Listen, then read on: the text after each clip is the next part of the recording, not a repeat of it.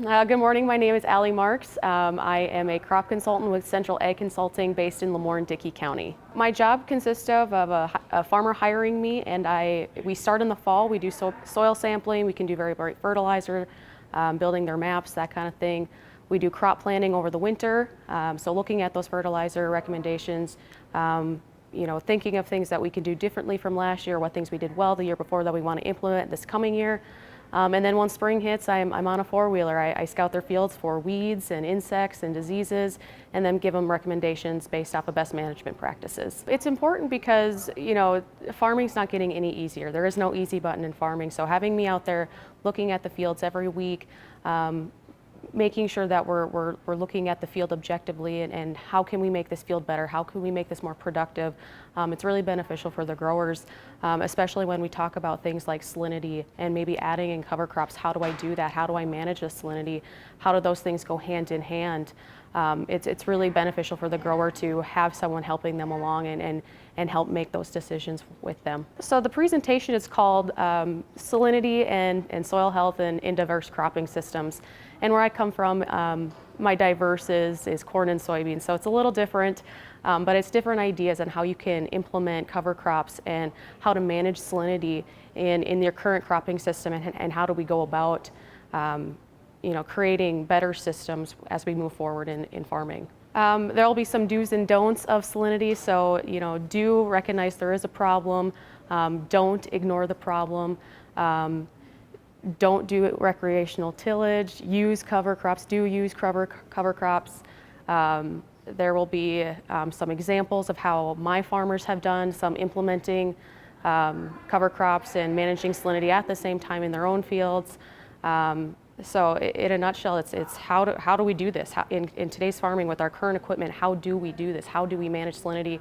How do we achieve that goal of having healthy soil? I think my message would be think outside the box. Don't be afraid to try something different, and don't just try it one year. So maybe it didn't work this year, but what can we do differently next year to make this work as a whole? So try thinking outside the box, try something different. I think it goes back to how do we address it here and now? So not ignoring the problem.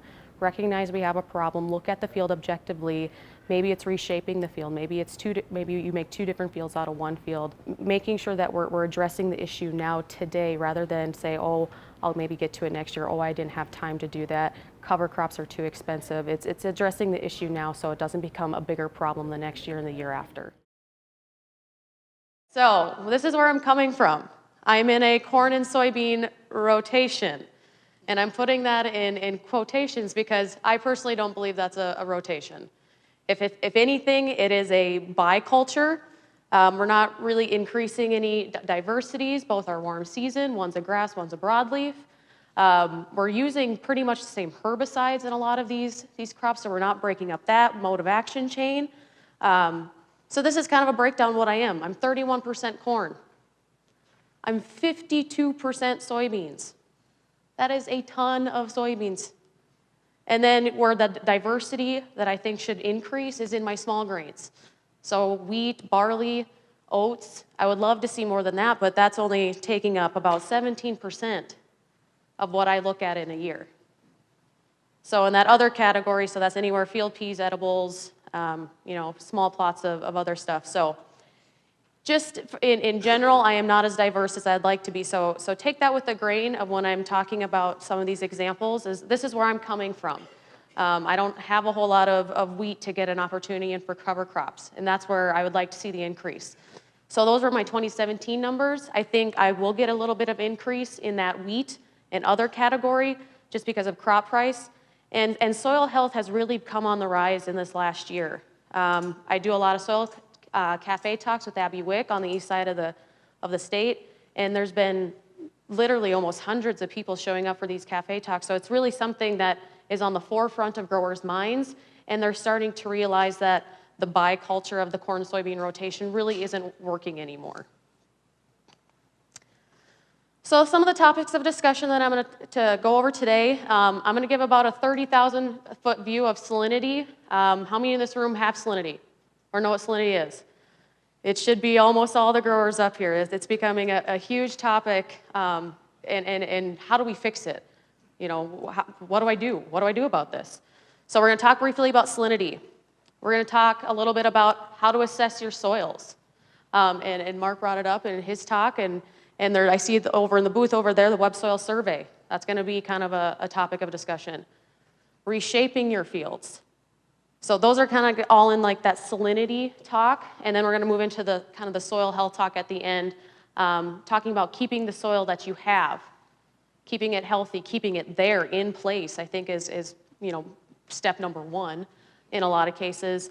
And then the crop consultant and me can't do a presentation without talking about weeds. So fighting off field intruders is going to be kind of the last and wrap up. So again, the 30,000-foot view on salinity. Salinity is a symptom of a problem, and it's a symptom of a water management problem. And so what salinity is, it's the soluble salts rising from the soil profile through capillary rise. So there's two primary forces that move water in the soil. Gravitational is moving it down, capillary rise is moving it up. So when we do things like tillage, when we have really windy days, we're pulling moisture from that soil, we're moving through that capillary rise, moving water up, and we're bringing salts with it, those soluble salts with it. And once that moisture leaves, we're leaving the salts on top. We're leaving the salinity on the surface. Make sense? Any questions? And please feel free to ask questions throughout the presentation. This is really informal. This is for you guys. It's not for me, so please ask any questions. So what I primarily deal with salinity are three different ways. The first one is ditch salinity. So there's pictures on the top. So that first picture is ditch salinity. So you have the ditch on the right side, and that can fill with water. And that water can move both horizontally and vertically, and it's moving throughout the profile, and it's coming up in the field and leaving those salts deposited on the surface. Potholed wetlands are kind of the same way. It's just in the middle of the field, and that's probably the number one source of salinity that I deal with. I'm in the prairie pothole region. So that's kind of the same way how the salinity moves to the surface of the soil. And then saline seep, so that's about topography. So you have some sort of elevation, you get a rainfall event, you get that water moving through the profile, it hits another layer, and it comes out the side. That's why you get kind of stuck on side hills sometimes. You've all maybe been in that situation. So that's where it comes from. And so again, it's just depositing those salts on the surface. So some salinity do's and don'ts. So again, this is very, very, I would love to talk specifically about all of your farms, but I don't think 45 minutes is enough. So we're just going to talk about some general do's and don'ts. So do realize there's a problem. Don't be an ostrich and keep your head in the sand. Realize there's a problem and attack that problem. Do something about them. So there are two ways to move water, pipes and plants. And sometimes you can't do pipes, you can't tile, right? I know in my part of the country, tiling is becoming more popular, but it's not easy, and sometimes you just can't do it. So if you can't use pipes, you have to use plants to move water. Or you can use a combination of both, and that's where we're going with growers that have tiled some of their fields. We're not just letting it go back to that biculture of corn and soybeans and everything goes back to A-OK, right? No, we're saying let's keep using a diversity of cover crops. Let's start using, so we can start using more of that water. And do manage your expectations of these fields. So if you're going to use those pipes or plants or a combination of both, manage your expectations. And that can be, that's a theme that can be used across any sort of theme of soil health. Salinity falls into that category as well. Manage your expectations of what you're doing. So these aren't going to be fixed in 1 year. These aren't going to be fixed in 2 years. So manage your expectations of time and what is the capabilities and limitations of that piece of ground. Don't ignore the issue. If you have a problem, realize that there's a problem. Maybe it's through no fault of your own, but realize there's a problem. Don't do recreational tillage. So I talked about this a little bit earlier on how some of that water moves up. When you do tillage, you're drying out the surface and you're pulling water up into that place you just dried, and you're bringing more salts to the surface. And I'm going to show some soil tests here that have your salt numbers in your 0 to 6 and 6 to 24, and sometimes you can be surprised on how much salt is actually in your lower profile that you could potentially be bringing to the surface when you do tillage. Another don't think there's a magical jug of something to fix it.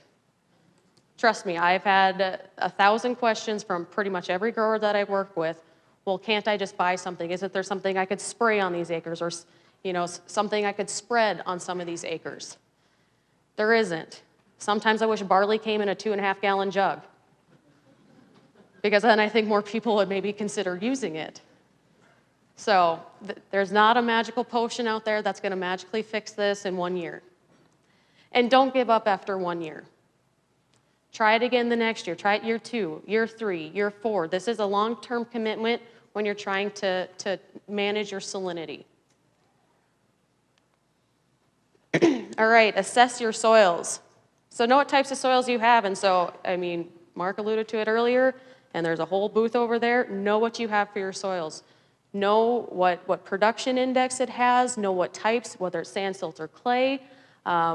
Percent slope, so what kind of topography you have in your field. A lot of the times you can figure out if it's poorly drained or well drained, and then that's going to help figure out some of your salinity issues. And soil test these. I know soil tests can be sometimes a big investment, especially if you're running all the tests at a lab, but you need to know your numbers. You need to know where you're starting from, and you need to know where you're going. What direction are you heading into? Are you making gains on this land when you're starting to add maybe more diversity or adding cover crops, or if you put in a piece of tile, what direction are you moving in? So know your numbers. And then know the capabilities and limitations of that piece of ground. So I have a picture of Chloe Kim. Did anybody watch the Olympics? I love the Olympics. Every 2 years I've just become obsessed with sports that I don't care about 90% of the other time in my life. So that's Chloe Kim. She's a snowboarder. She's a 17-year-old snowboarder, and she's fantastic at it. And when I'm watching snowboarding, I think, that looks so cool. I wish I could do that. I want to become a snowboarder. Well, I'm not going to hop on a snowboard tomorrow because, number one, I would have to get over my fear of heights. So that's never going to happen for me. So I know my limitation. So I'm never going to be Chloe Kim. Even though I think that, snowboarding is really cool and I want to be there, I know my limitations. But what could I do to maybe get on a snowboard? I would practice, maybe go out, take a trip to Montana, get on a snowboard, go down a few bunny hills, work my way up there. So you start with the baby steps. You don't just start running right away. You don't just hop on a snowboard in Pyeongchang and go down a half pipe and do 1,000 degrees of rotation in the air. That's never going to happen for me. So know your capabilities and know your limitations, and you can work in a certain direction if that's your goal, but always have a goal in mind. And when you're assessing your soils, it does not have to be high tech. Sometimes your pair of eyeballs is enough to do a lot of the assessing for you. Mark has some great research.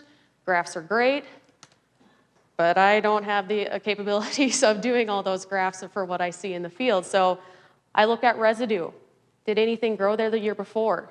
When I put a cover crop in, did the cover crop grow there? Did something grow there 2 years ago? What was that crop? Yield maps. A lot of you guys have combines that are more than capable of spitting back that information for you, so you know what the good parts of your field are, you know what the bad parts of your field are. In-season imagery. It seems like every company is coming out with their version of in-season imagery, so you can monitor these areas throughout the growing season, and during a rainfall event, did things look a little bit better, or did it get worse, or you can monitor it through the season. And then your knowledge. You've been farming for maybe 5, 10, 15, 20, 30 years. You know these fields. You know what they used to be, you know what they are now, and what happened in between. A lot of the times I tell my growers is that, when you started 30 years ago farming, you were barley, oats, sunflowers, things that were most saline tolerant, and now we've switched to a corn and soybean rotation, and they're probably the two least tolerant to the salinity. So your knowledge and the history of your farming practices has a lot to do with assessing your soils. All right, so this is a soil test from one of my fields, and this is going back to, assessing your salinity in your field. What do you look for on your soil test? So I think I have a pointer here, right? Oh, yeah, there we go. So down here, and you have the 0 to 6, 6 to 24. This is your soluble salts. So that's like your EC. It's like a 1-to-1 EC measurement. And so we're measuring our soluble salts in the soil. And this is a complete test, and so there's a lot of different tests that we ran on this one, but when I'm talking salinity and when I'm trying to manage my salinity, this is the first place I go to. What is in my 0 to 6? What is in my 6 to 24? And now this field's not that bad. So we're at a 0.34 and a 0.77. Not terrible. Another thing to pay attention to is your percent sodium on this side and your base saturation. I'm of the camp that I'm not really into balancing my base saturation, but I do want to pay attention to that percent sodium because that will clue you in on if you have maybe a saline sodic soil or a sodic soil. And sodic soils are a little bit harder to treat than saline soils, but I'm going to focus mostly on that soluble salt. So this particular field's pretty normal, pretty on par for what I have in most of my fields. But this next one is when I do variable rate fields, I split it out into a green zone, a yellow zone, and a red zone. And this is coming from a red zone, which is a below than average zone. So I come down here and I look at my soluble salts again. In that 0 to 6, it is 3.33 in the 0 to 6 on a 1-to-1 EC measurement. That is hot. That is a lot of salts in that 0 to 6. I go down in my 6 to 24, it is 2.54. So within that soil profile, there are a ton of salts. So I'm going to go back to that comment I made earlier where, that recreational tillage has the potential of bringing up more salts. You have a whole plethora of salts to choose from in that 6 to 24 if you were to do any deep tillage, and you can bring up some of those salts. You increase evaporation, you move those salts. It's not a good idea. Another thing I want to point out to you is in a lot of these red zones, as I call them, or some of these salt spots, saline areas, look at the nitrogen. So that's that top number. We have 92 pounds of nitrogen in there. That's a ton of leftover nitrogen. But if you think about it, there probably hasn't been a crop growing in that area for 2, 3, 4 years, depending on your crop rotation. You look at your phosphorus, 37 parts per million. This is almost like a manured field, a continuously manured field, and it's not. I know it's not. But this is how much that we've just been kind of broadcasting, spreading, and whose fault is it, the grower or the co-op? They just spread through these areas, but we're not using any of these nutrients. So that's lost money. 92 pounds of nitrogen and 37 parts per million phosphorus, that is lost money. All right, so another thing that I like to use to assess is just a physical picture. What can I see from an aerial view? So I got this from Surety Maps, and then this can link into some of that web soil survey stuff, give you some soil types and percent slopes, things like that. So this is a field I work on. It is a rented piece of ground, so it's not an owned piece of ground by the grower. So he hasn't wanted to invest a whole lot of money into it because he's not sure if he's going to have it the next year. And this is some of the roadblocks that I run into with some of my growers as owned versus rented. So in 2015, it was soybeans, 2016 corn, 2017 was soybeans again. And you can see exactly where those salt spots show up. All that white area is just, I don't know of a better term, but we call it garbage land. Nothing grows there besides maybe kochia and some foxtail barley. So what I see is in the soybean years, I do see those saline spots are bigger. And there's a reason for that. So this is just a 3-year picture of this one field that we look at. This is that soil typing that I'm talking about. So know your soils, know their capabilities. So when we're assessing this, and I come down here and I look at the weighted average. So the PI across the whole field, the productivity index is 78.3. But in these good parts, so most of this is just all green, and these are just a variation of the same soil type, we're looking at an 83 and an 86 PI. So not bad. for the area. But then we look in this little red spot right here, and that's at a 43 PI. So there's limitations on that piece of ground, just for how it was formed and the soil type that it is. So I'm going to flip back to the previous pictures. And this is that little spot where the PI is only 43. And you can see that there's some salt spots there. It's a little wet. There, some cattail sloughs there. We'll probably be able to plant into that little spot this next year because we are so dry. But just so we're aware that the PI on that to begin with is not very good.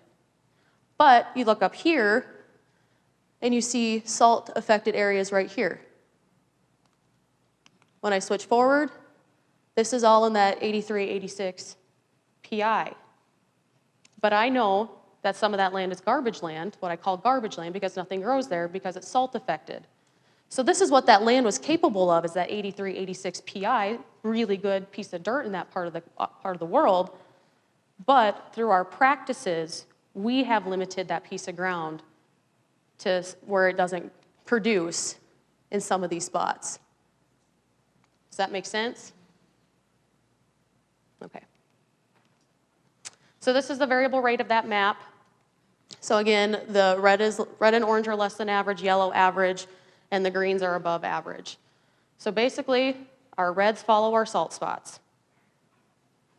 And if I had it my way, a lot of the times we wouldn't plant those spots, but again, this is rented ground, you're paying for this ground. So in a lot of growers' mindset, I need to plant this. I'm paying taxes on it, I'm paying rent for it, I need to plant these spots.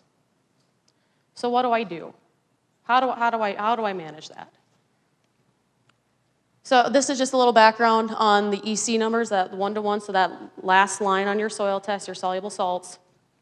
And we do zone sampling after soybeans when it's going to corn. So what really bugs me, so there's a little bit of a decrease here in the red zones, but what really bothers me is we're having an increase of salinity in some of our better parts of the field. That's the trend I don't want to see. So what are we going to do about it? This year the grower decided we're going to put wheat there. He decided that corn and soybeans are not the way to go. He realizes that these spots are just getting bigger. We see the trend of our ECs getting larger, closer to that 1, and we're going to put wheat there, and this is why. I talked about that a little bit. And this is why. So this is kind of a scale. You might have seen this chart before, but at a 0, 1-to-1 EC, you can pretty much grow anything. Once you start hitting that 1.4 for soybean and that 1.9 for corn, your yield can drop off significantly. And I'm talking by at least half. So even before that 1.4 for soybeans, you might see a little bit of yield loss. So if I go back to that field and look at the ECs,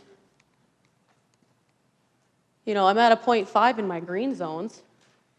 I'm at almost a 0.7 in my yellow zones, my average zones. That's getting pretty darn close to where I don't want to be. So we had to do something different. So we look at the chart, and wheat does a little bit better once you have an increased EC level.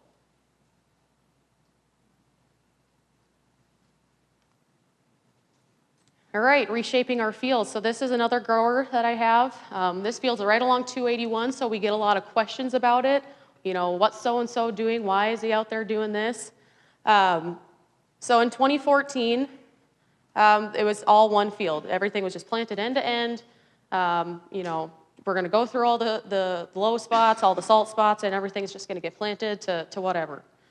But they realized they kept losing money.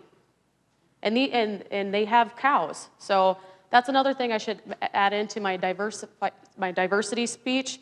I'm about 1/3 livestock, and I wish it was more, because I think that could really help us integrate some of these practices that I want to get in with some of my growers. So we went from just end-to-end planting in 2014, same thing in 2015. But then if you look, there was a change in 2016. They just said, you know what, this corner is just, again, that garbage land. Nothing grows there besides foxtail, barley, and kochia. So they decided to, you know what, this field doesn't have to be square. There's no unwritten rule about fields having to be square. You can have multiple fields in one field shape. It can be done. So that's what they decided to do. They decided to put barley in and hay it off. Since they have cows, they had the resource to use that barley. And after the barley, they came back in with rye. And they're just going to keep doing that. They're going to try to keep finding something that they can put in for hay until we get that EC level down enough where we feel comfortable putting in alfalfa. And so I have another slide here coming up that'll show you how we did it with another grower. So this is another field. So you have all of our EC numbers from 2012 or 2011 all the way to 2014, and they're big numbers.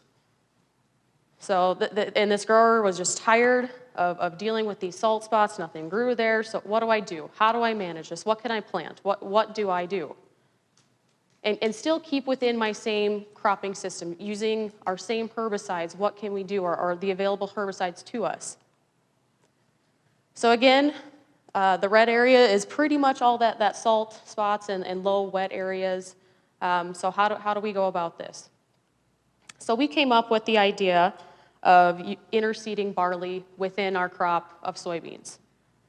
So the way we did this is that the grower had a two-tank air seeder, and he put soybeans in one tank and he put barley in the back. And every time he went through some of these salt spots, he just turned on the barley. Once he was out of it, he turned off the barley. So you might be having a question in your head, what kind of herbicides did I use? What's labeled on this stuff? So remember, the barley is just a cover crop. We're going to beat it up. We just want it to survive, essentially. So we used our same pre. We came in with our Authority Assist, which is Spartan plus Pursuit. And then we had some Roundup in there for early season grasses, so any foxtail barley that might be growing. We threw in an ounce of AIM for some quick burn down to get everything established. And so I used our handy dandy North Dakota Weed Control Guide, and the Pursuit label to barley is 9 months. So was the barley going to be angry when it came up through that Pursuit that we just applied? Absolutely. But again, this is a cover crop.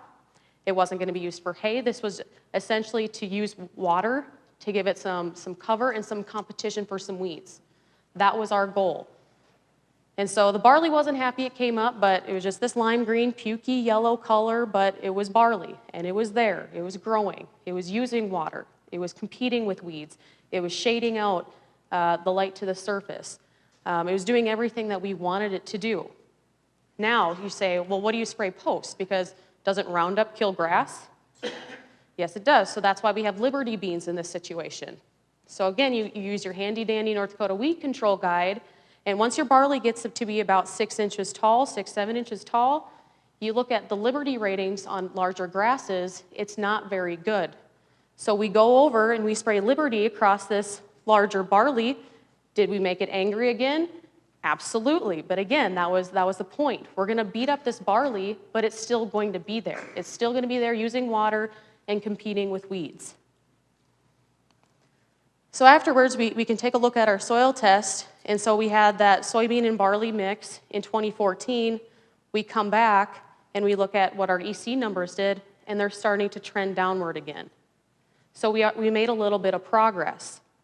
So we kept doing this. We kept doing barley in some of these areas, and we did rye in some of these areas after the barley was taken off, so we planted that in the fall, just so we had something continuously trying to grow in these areas using water, and they also had cows, and so if they wanted to hay it, they had that opportunity. And so we fast forward, and this was just this last fall.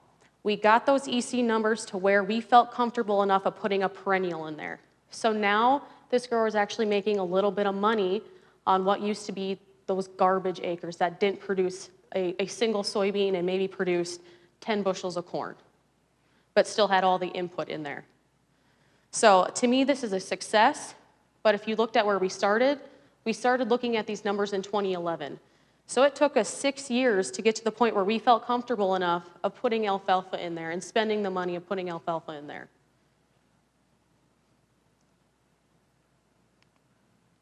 This is another one that I think is really cool.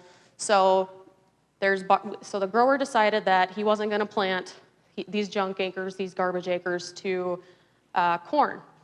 So he just said, you know what, I'm drawing the line in the sand, I'm just not doing it. So what he decided to do is he decided to plant barley in those acres. Barley is the best crop that we have on these saline acres.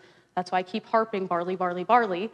So he planted barley along all the slough edges, wet spots, anything that he could get to easily. And then he planted corn right up next to it. The cool thing about barley and corn being planted right next to each other, there are herbicides labeled on both crops. So instead of having just a border effect of weeds that we can't spray because we can't overspray onto the other, we were actually able to spray over a little bit into that corn when we were spraying that barley. So wide match is the herbicide that we use. It's labeled on both corn and barley. And then if we had to spray the barley for any grasses, there's a herbicide called Axial, and if you spray that on corn, it won't harm it. So there's a lot of choices here and a lot of options that we have in our current cropping system. The only thing that we had to be careful for is in the corn if we added Roundup for that second pass to make sure that we didn't drift onto the barley. That was really the only concern that we had. The cool thing about this barley is that it actually made malt. So, you know, what from garbage area that didn't produce any soybeans and you know, just a few bushels of corn, we made malt barley with. And that's what, back when we could get a contract for barley, so, I mean, wishful thinking, right? So then the grower's like, you know what, I had such a success with the barley, I'm gonna plant rye there. And he doesn't have any cows, and so he just wanted something growing there using the water, keeping the evaporation off so we weren't getting any more wicking and bringing more salts to the surface. And so he planted rye the following fall. He came in the next year, burned it down, and put in barley again. So within our current cropping systems, whatever your current cropping systems, I'm sure we can figure something out on how to get something incorporated to manage some of these saline spots. All right, so that was kind of the talk on salinity. Any questions or anything on the examples that I had or any more specifics that you might want to find out about?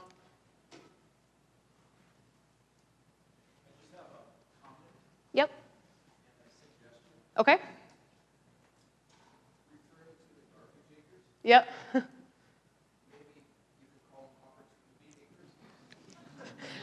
That's probably a poor choice of words, and I do apologize, but you know, when I talk to my growers, that's what they call them, so, yep.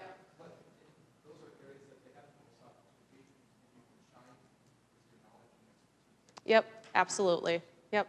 So we're trying to make you know, when life gives you lemon, you make lemonade. That's what we're trying to do with some of those acres and try to figure out how to do it in our current cropping system, so. There was another question?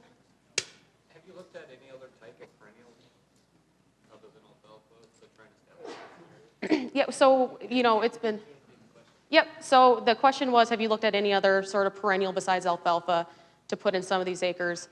And the answer is yes, so we've looked at maybe some crested wheatgrass or, you know, pick a wheatgrass, put it in there. AC Saltlander comes up a lot. I talked to Marisol Birdie from NDSU. She's the cover crop queen, seems like. And she's not a real fan because it's a quackgrass cross or hybrid with a wheatgrass. And so sometimes she says once you have AC Saltlander, you have AC Saltlander. So as a crop consultant, I always want to make sure that I can control what I put into these fields.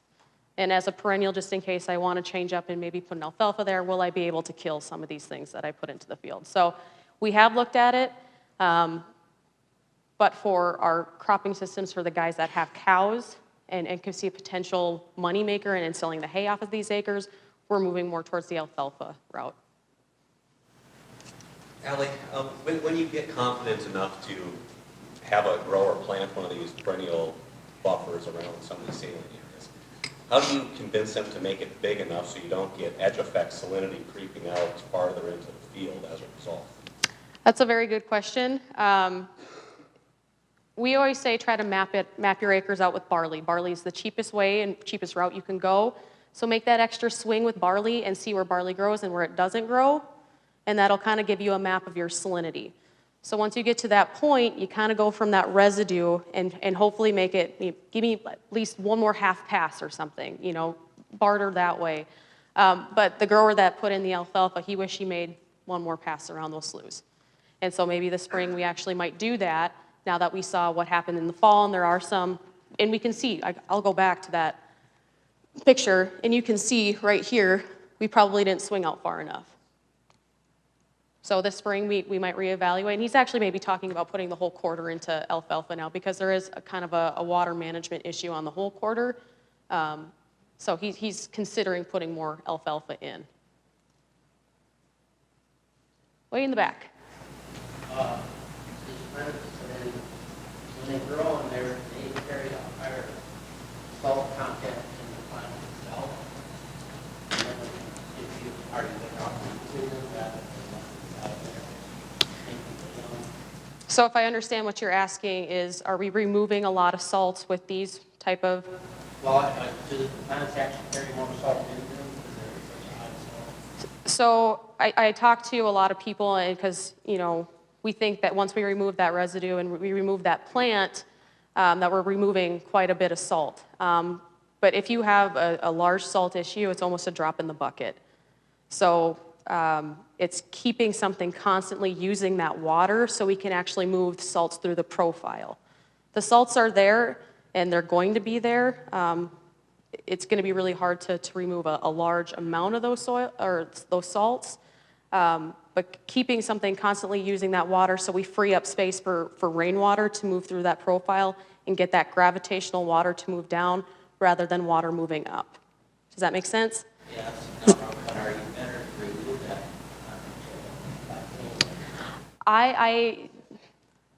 I like keeping that residue there because we're keeping the evaporation off the surface.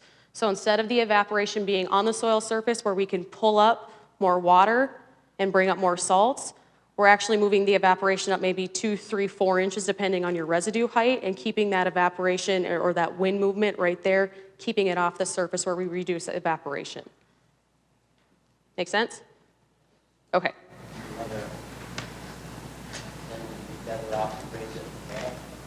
You can graze it in the fall. The thing is, you have to watch your plant establishment on that. You might actually root out some crowns, which might actually reduce your stand, especially if you're talking rye or something, when you want it for the next spring, having something there next spring. Depending on how wet and mucky it is, you might lose a couple plants for the stand. Okay? Have you ran into anybody using like radishes or turnips, anything like that, any more intruders of this situation?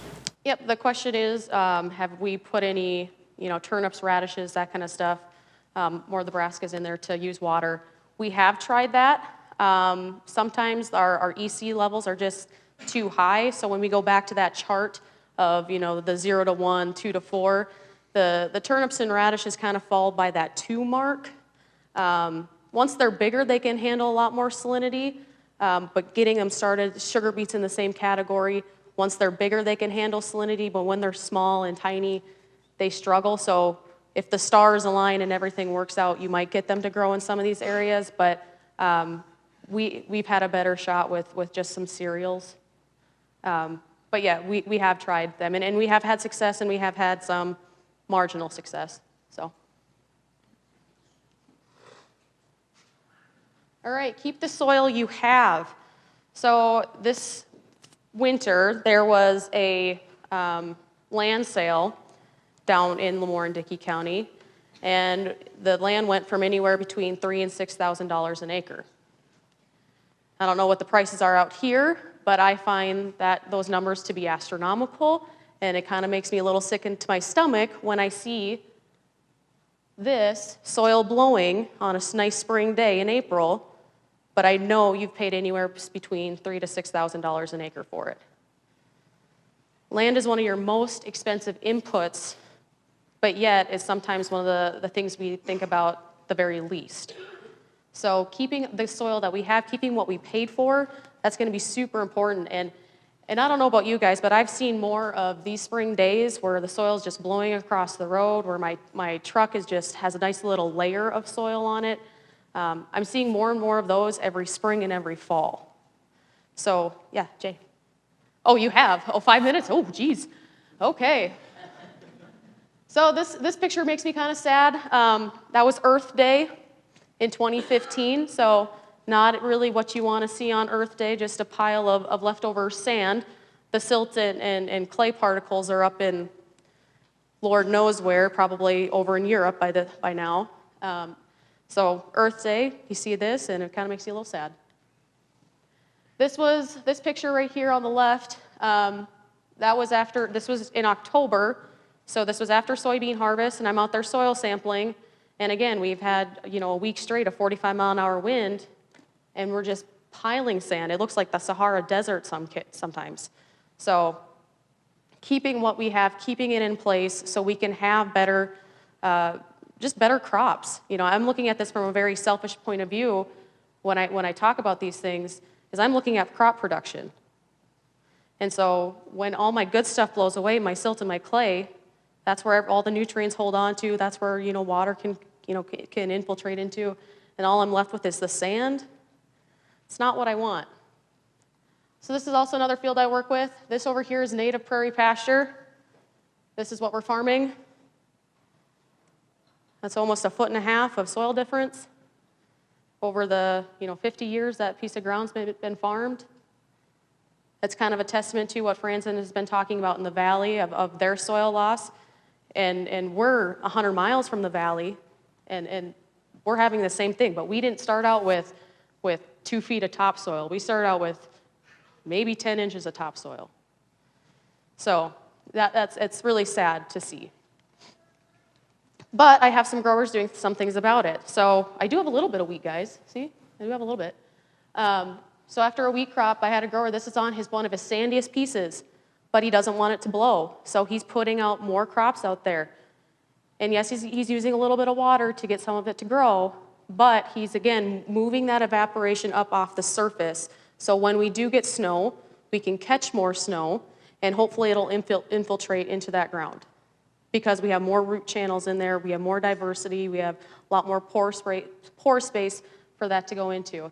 And this was just a mixed bag of things. There's some oats in here. I think he had some leftover soybeans in the drill, and so he just left them go and put soybeans in there.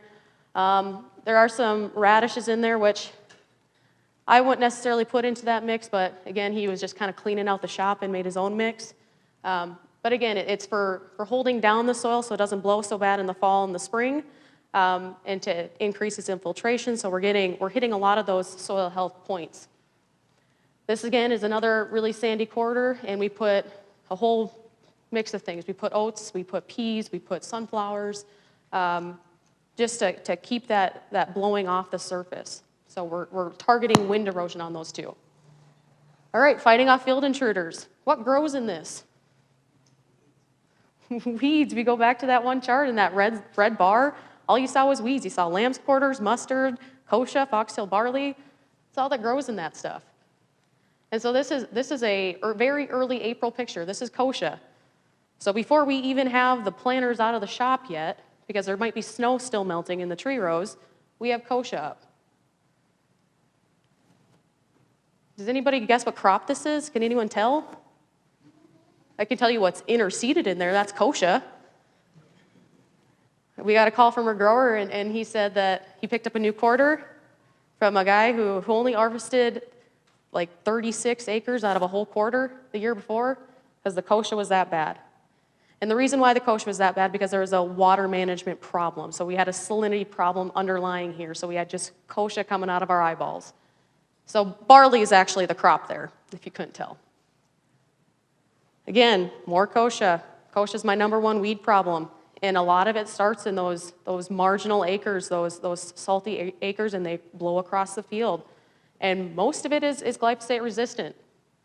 So it makes my job a little bit tougher. Water hemp. You guys are from mostly out west, I assume, out here, Bismarck area. Or you guys have seen water hemp?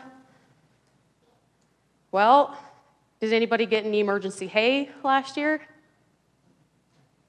Be on the lookout for water hemp. I don't want to alarm anyone, but it's probably coming, if not, if it's already here. So that's another one that's becoming my next one on the list that I'm really worried about. Back to kochia, and I want to add a little bit of cover crop in here now too. So this is kochia on the headlands.